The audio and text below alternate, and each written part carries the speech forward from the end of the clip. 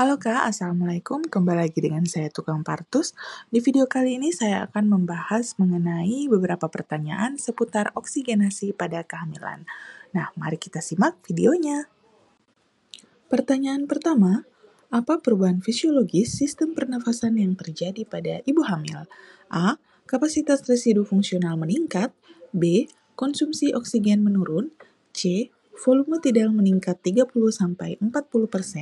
Atau D. Frekuensi pernafasan berkurang. Nah, jawaban yang tepat yaitu C. Dikarenakan volume tidal yaitu udara yang dihirup pernafasan itu meningkat sekitar 30-40% untuk memenuhi kebutuhan oksigen. Kemudian, kapasitas residu fungsional itu menurun akibat desakan diafragma oleh uterus yang membesar. Dan terakhir, karena frekuensi pernafasan biasanya stabil atau sedikit meningkat. Pertanyaan selanjutnya, mengapa kebutuhan oksigen ibu hamil meningkat selama kehamilan? A. Karena pertumbuhan rambut janin yang cepat. B. Akibat peningkatan volume darah dan metabolisme. C. Karena perubahan warna kulit ibu. Atau D. Akibat peningkatan nafsu makan. Nah, jawaban yang tepat adalah B. Karena kebutuhan oksigen meningkat 20-30% selama kehamilan diakibatkan karena volume darah ibu bertambah yaitu 40-50%. Ini merupakan fisiologis dari hipervolemik. Kemudian, metabolisme tubuh meningkat untuk mendukung pertumbuhan janin dan plasenta. Janin sepenuhnya bergantung pada oksigen dari darah ibu melalui plasenta. Soal berikutnya, manakah yang merupakan tanda hipoksia atau kekurangan oksigen pada ibu hamil? A. Tekanan darah 110/70.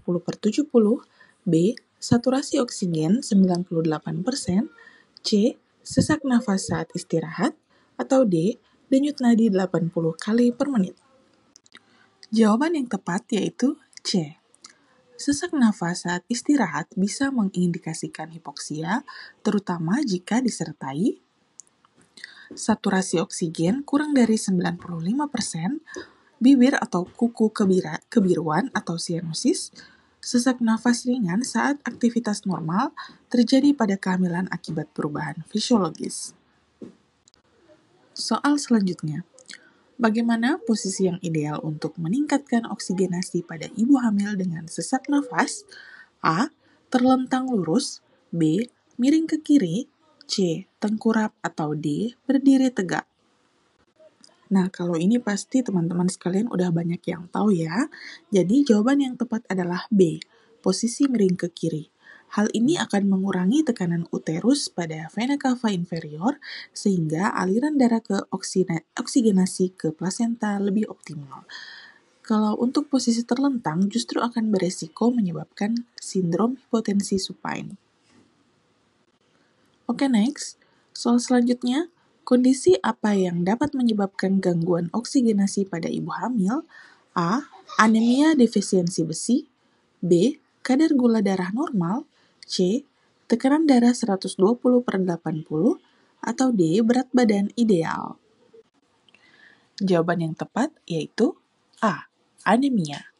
Anemia dengan Hb kurang dari 11 gram dapat mengurangi kapasitas darah mengangkut oksigen sehingga berisiko menyebabkan hipoksia janin. Kondisi lain seperti asma, preeklamsi, atau penyakit paru kronis. Soal selanjutnya, pada trimester berapa kebutuhan oksigen ibu hamil mulai meningkat signifikan? A. Trimester 1, B. Trimester 2, C. Trimester 3, atau D. Setelah melahirkan. Jawaban yang tepat yaitu B.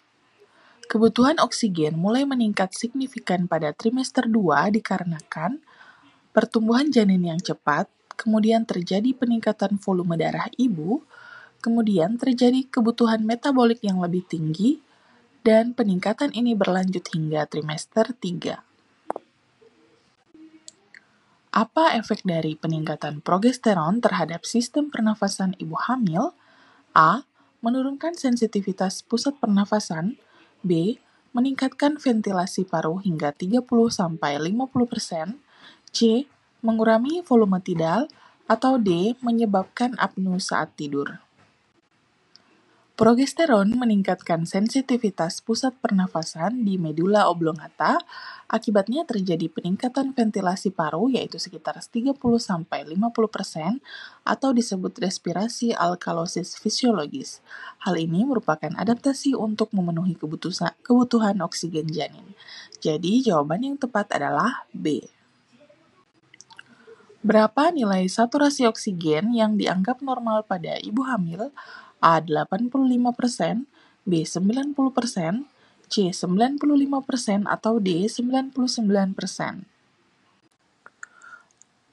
Saturasi oksigen normal pada ibu hamil lebih dari atau sama dengan 95%.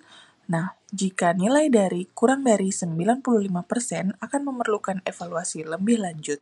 Sedangkan nilai kurang dari 90% menunjukkan hipoksia yang perlu penanganan segera. Jawaban yang tepat adalah C. Manakah yang bukan merupakan mekanisme kompensasi tubuh ibu hamil untuk memenuhi kebutuhan oksigen? A. Peningkatan produksi eritropoietin. B. Penurunan kapasitas residu fungsional. C. Penurunan volume tidal. Atau D. Peningkatan cardiac output. Pada hal ini, volume tidal justru meningkat, bukan menurun. Sebagai kompensasi, mekanisme kompensasi lain yaitu peningkatan cardiac output yaitu 30-50%, peningkatan produksi eritropoietin atau stimulasi eritropoiesis, dan terjadi hiperventilasi. Jadi, jawaban yang tepat yaitu C. Apa yang terjadi pada tekanan parsial oksigen arteri selama kehamilan normal? A. Meningkat signifikan, B. Menurun signifikan, C. Tetap stabil, atau D. Berfluktuasi tidak teratur. Jawaban yang tepat yaitu C.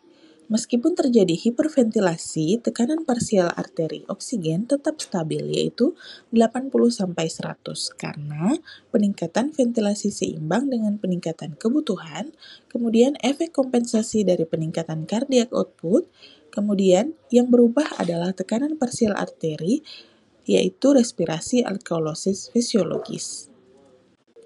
Nah, itu tadi beberapa pertanyaan seputar oksigenasi pada kehamilan. Jangan lupa like, komen, dan subscribe. Dan sampai jumpa di video selanjutnya. Bye-bye. Assalamualaikum.